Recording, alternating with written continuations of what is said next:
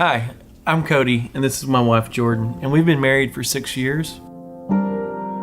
We met in college, and she wasn't interested in me, but I talked her into it. And we are expecting a baby June 22nd.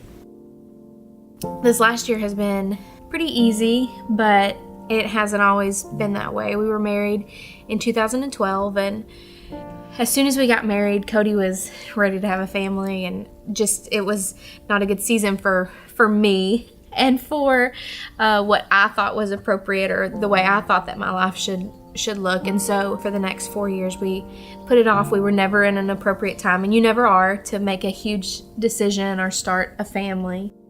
4 years into our marriage, we found out we were expecting our first child, and all it took was one pregnancy test, and we knew, okay, we're ready to start a family.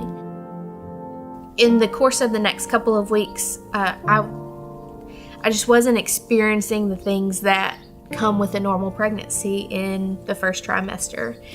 And I remember being up at Kody's office one afternoon, and there was bad weather outside, so I had decided to come up to his office and work and get some stuff done. And I just started feeling bad, and so I told him I was going to go home and rest. And I just remember laying in the middle of the floor thinking, I know pregnancy is supposed to be hard and uncomfortable, but this is not right. Something's not right. And within a couple of hours, we were told that we were having our first miscarriage. I remember not necessarily asking, why is this happening to me? Why us? Why our family? But I remember thinking, how? So Kody and I really, in the next couple of days and weeks, we just resolved to know that God was good and is good, even if there's not a successful pregnancy. For me, it was real hard. It is hard. Trying to, console my wife and not even knowing the emotions I was going through. Because it hurt. And saying that God's good and God's in control. And really, how do you even reconcile God being in control and then you experiencing something so bad?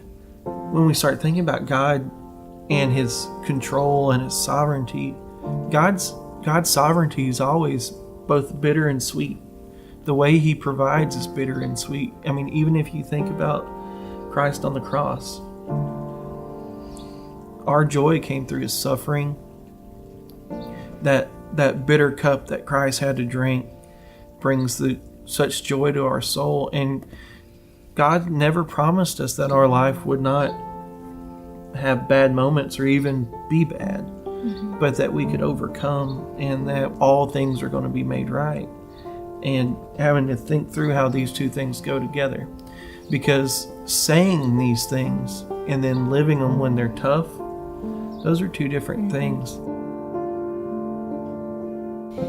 Yeah, so over the next couple of months or year, we experienced 2 more miscarriages, and with each one,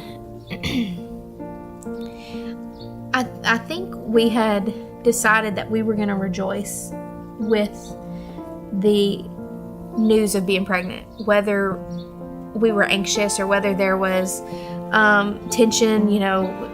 Things could go south really quick. We had decided we were going to rejoice, and we were going to share it with our family, and we were going to let them rejoice for that life that we were expecting. And